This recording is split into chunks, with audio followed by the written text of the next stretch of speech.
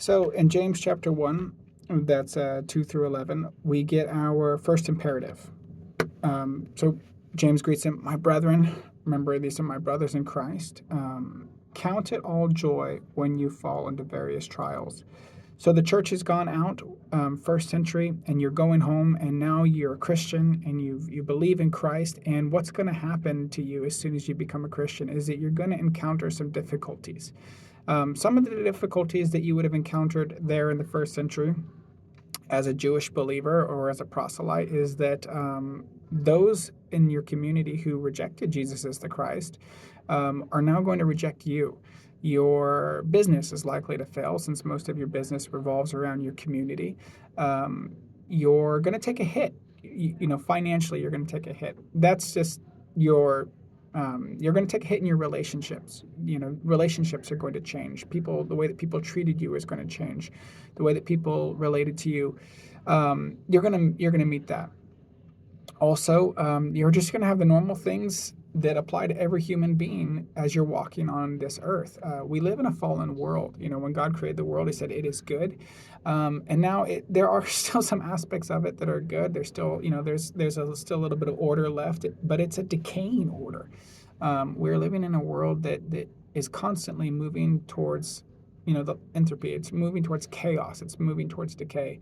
Um, Now you have sin, now you have death, now you have disease, you have all of these things.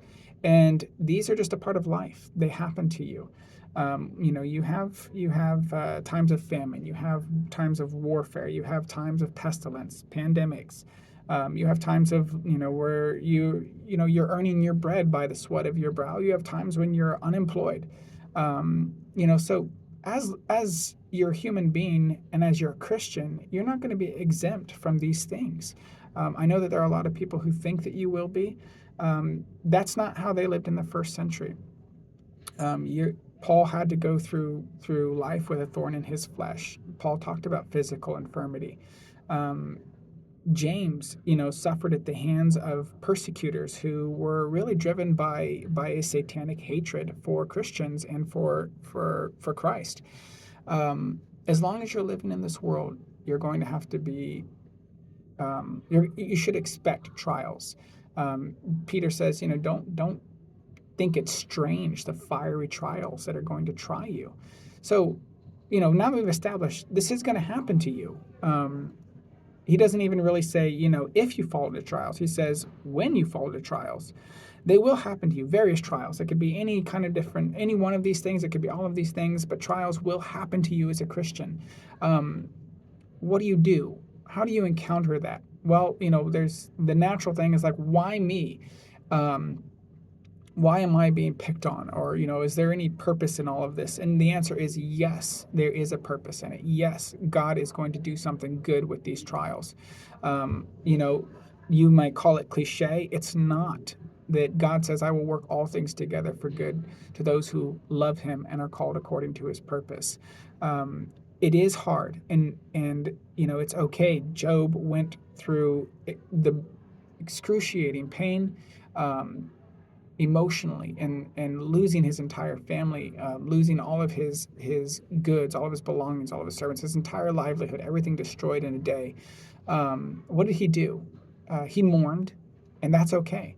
It's okay to mourn. It's okay to put on sackcloth and ashes and to cry out over a loss. A rational emotional response, totally acceptable. But what Job did not do, he did not curse God. He did not take it to mean that there was something wrong with God. In fact, he said, the Lord gives, the Lord takes away. Blessed be the name of the Lord. He said, I know my Redeemer lives. He knows the goodness of God. And that's where we have to live as Christians. We have to live and dwell in the goodness of God. So when we encounter trials, how are we going to count these trials? Well, count it as a joy. Not happy. I'm not happy, because of what's happening to me, but I'm happy. I can take joy. I can take a rest in the fact that God is doing something here. One of the main things that He's doing here is He's producing patience or endurance in us. Count it all joy when you fall into various trials, knowing that the testing of your faith, what's it producing? endurance. And this is not the kind of patience where I'm sitting quietly and politely in the doctor's office waiting my turn. This is more of a marathon. It's an enduring. I'm not going to give up. I'm under this pressure. And I'm going to remain here, and I'm going to stand strong in this spot where God has me. And my faith is not going to be compromised. I'm going to keep trusting in the goodness of God. My character will not be compromised. I will continue to live out who God has called me to be in the midst of these trials. He says that let this patience, let this endurance have its perfect work in you. So let it work. Let it do what it's going to do. Let the trial do what it's going to do. What happened to Joseph? Joseph had many years in the book of Genesis of pain and suffering and trials that he didn't deserve. But what does it say? It says, at the very end, Joseph's brothers, he says, what you meant for evil, God meant for good.